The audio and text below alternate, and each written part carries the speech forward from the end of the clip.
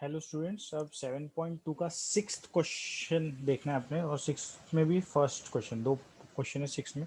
तो मेन जो है ना, ये प्रॉब्लम्स ऑन थ्री मशीन्स है। ये जो प्रॉब्लम नंबर सिक्स और सेवन्थ है, सिक्स के फर्स्ट और सिक्स का सेकंड और सेवन, ये प्रॉब्लम्स ऑन थ्री मशीन्स है। अभी तक के हमने जो प्रॉब्लम्स करे थे वो टू मशीन्स के करे थे, मशीन ए और बी। अब यहाँ पर तीन मशीन्स आएंगी, देखो, ए बी एंड सी, इस टाइप के प्रॉब्लम आएंगे। तो जब तीन मशीन के प्रॉब्लम्स आए ना, तो तीन मशीन के प्रॉब्लम हम कन्वर्ट करते हैं उसको दो मशीन में, और सेम प्रोसेस लगाते हैं। We convert three machines into two machines.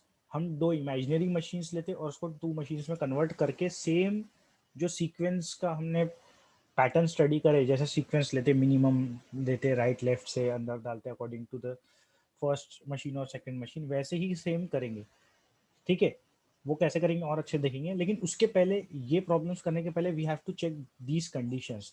अगर दोनों में से, अच्छे से सुन लो, दोनों में से एक भी कंडीशन ट्रू हुई, देन वी कैन प्रोसीड। एक भी ट्रू हो गई, जरूरी नहीं कि दोनों ट्रू हो, एक भी कंडीशन दोनों में से ट्रू हो गई, then we can convert three machines into two machines, otherwise we can't solve that problem. तो ये क्या लिखा हुआ है मैंने, minimum of A should be greater than or equal to maximum of B. मतलब जो minimum processing time of A है वो देखेंगे टेबल में से। तो समझो ये मिनिमम, ये फर्स्ट क्वेश्चन का अगर मिनिमम प्रोसेसिंग टाइम देखे अपन ने तो 5 है, और मैक्सिमम टाइम देखेंगे बी मशीन का। मैक्सिमम टाइम बी का क्या दिख रहा अभी, सबसे बड़ा तो 5 ही दिख रहा और कुछ नहीं दिख रहा, देखो 5। और मशीन सी का भी मिनिमम टाइम देखेंगे तो 3 दिख रहा। तो दोनों में से एक भी कंडीशन ट्रू हो गई तो मिनिमम ए का क्या है, 5। ठीक है, और बी का भी क्या है, 5।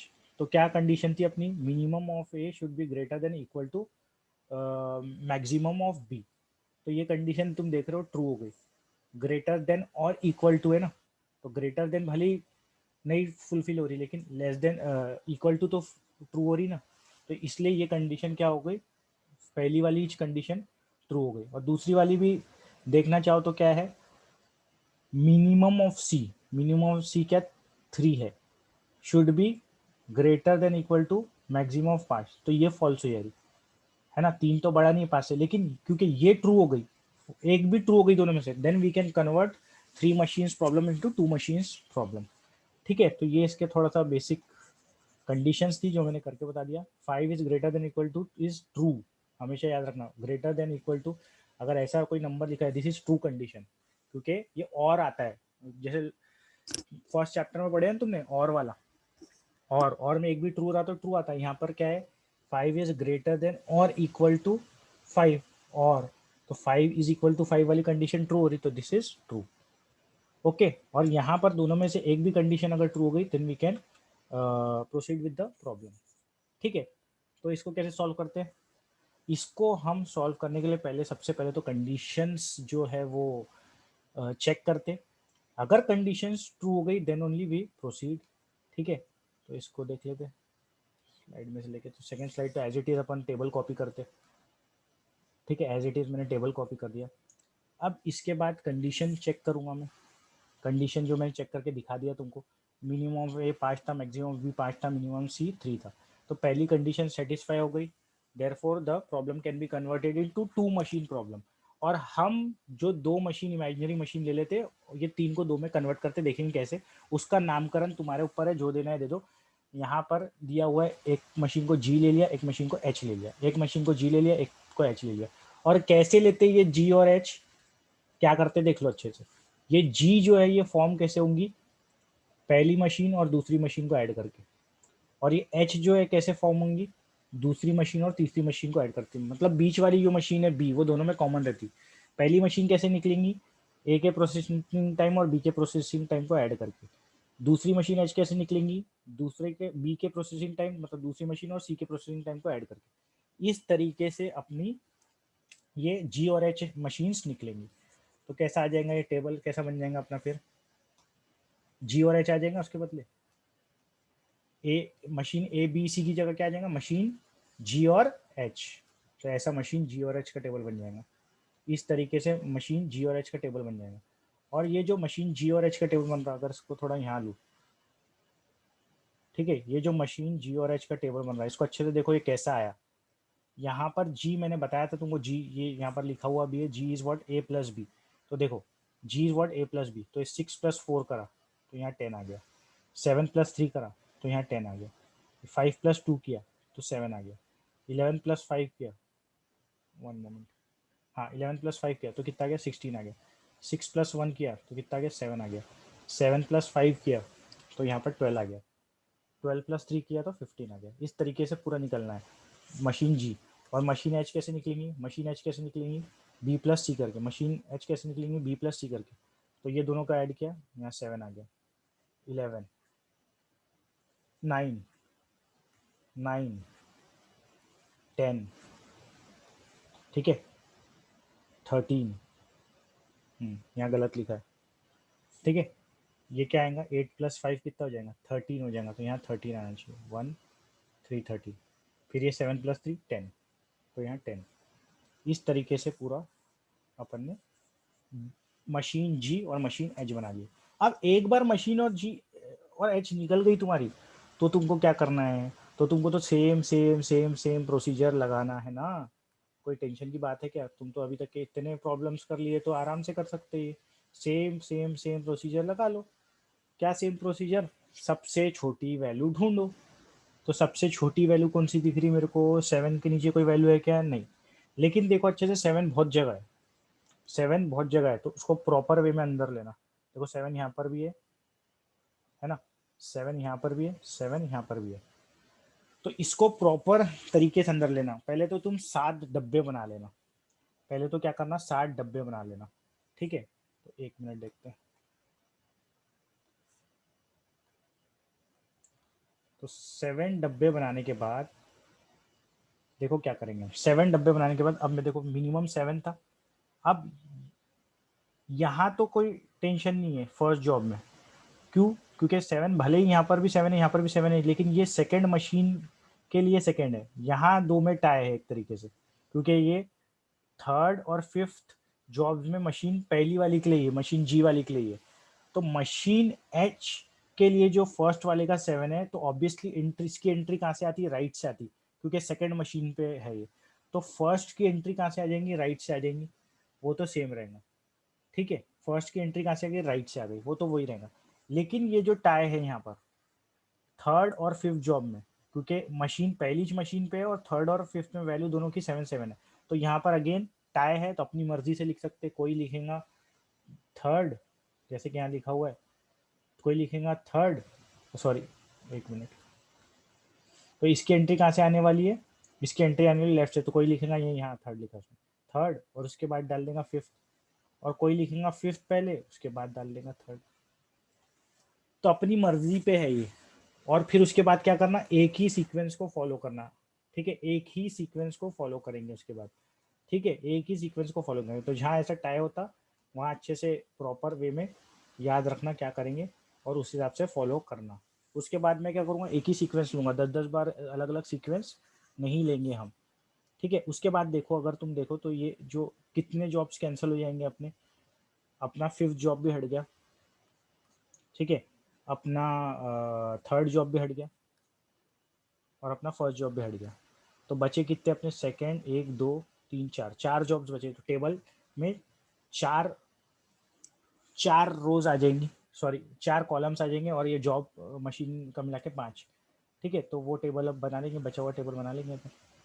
तो ठीक है, बचा हुआ टेबल यहाँ से ले लेता हूँ मैं, ठीक है।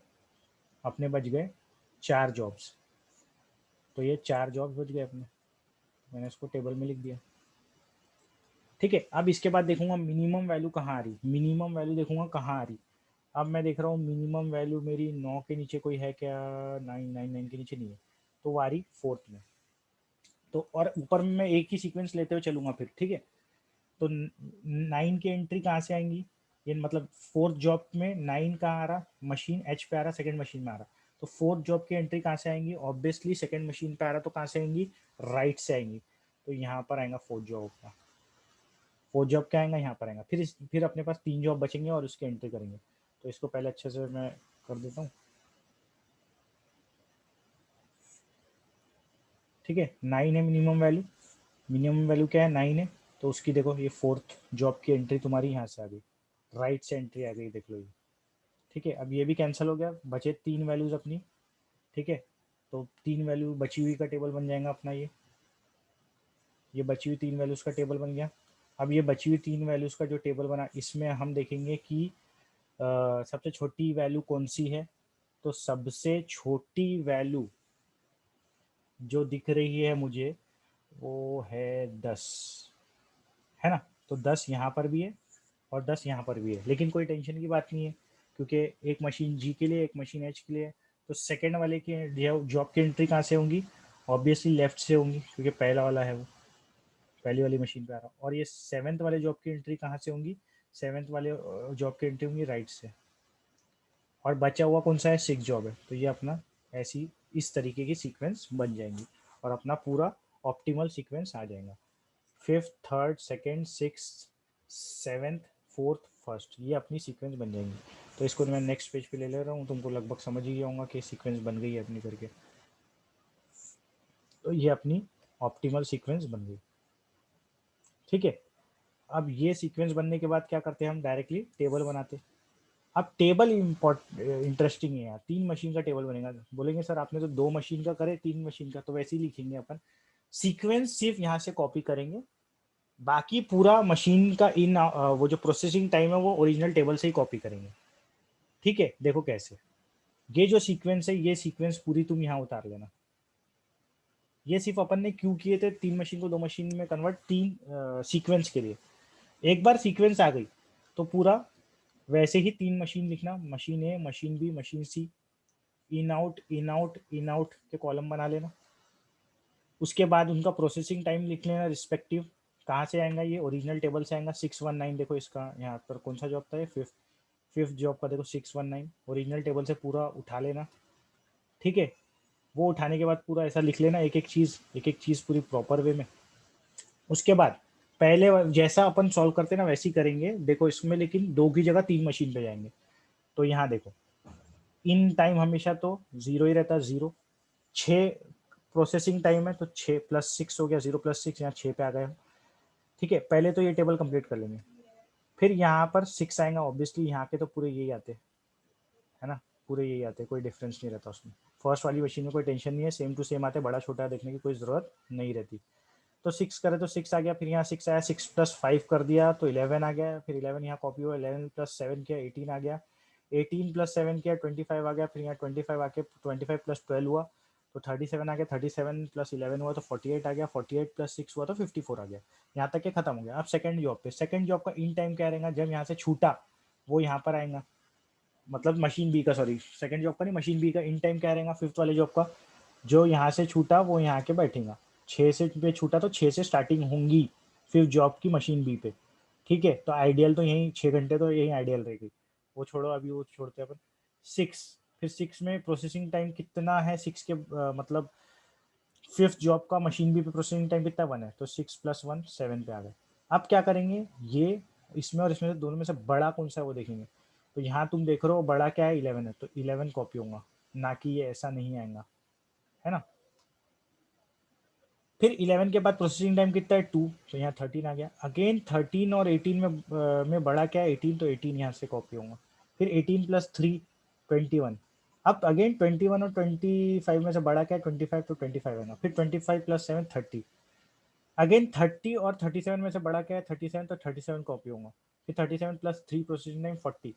अगेन 40 और ये 40 और ये 48 में से बड़ा क्या है, 48, तो 48 यहाँ आ गया। 48 + 5 53, और अगेन 53 और 54 में से बड़ा क्या है, 54, तो 54 यहाँ कॉपी। तो काफ़ी आइडियल टाइम आते हुए दिख रहा है यहाँ, है ना। तो इस तरीके से बड़ा छोटा नंबर देखेंगे और वो कॉपी करेंगे। तो यहाँ पर 58 पे आके रुक गया था।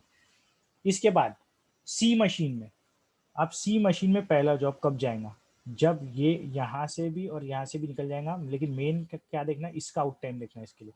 जैसे इसका आउट टाइम इसके लिए देखते, तो इसका आउट टाइम सी के लिए देखना, ये यहाँ एज इट इज कॉपी होगा।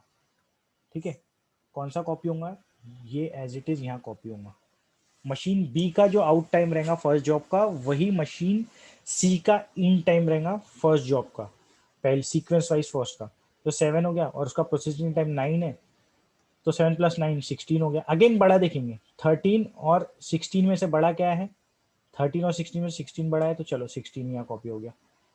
फिर 16 + 7 23 करे, दोनों में बड़ा 23 है तो 23 आ गया। 23 + 8 31 हो गया। 31 और 30 में से बड़ा क्या है, 31 है तो 31 कॉपी हो गया। 31 + 8 39 हो गया। 39 और 40 में से बड़ा क्या है, तो 40 बड़ा है, तो यहाँ पर 40 कॉपी होगा। तो 1 घंटे का आइडल टाइम यहाँ पर भी दिख रहा है, ठीक है। और ये 7 घंटे तो पहले ही आइडल टाइम है, 8 घंटे तो ऐसे ही हो गए, ठीक। 40 + 7 47, अगेन 53, अगेन आइडल टाइम 6 घंटे प्लस 6 घंटे हो गए जो भी पहले थे। अब ये 53 में प्लस प्रोसेसिंग टाइम 4 घंटे, 57 और 58 बड़ा है तो 58, अगेन 1 घंटे का और आइडल टाइम।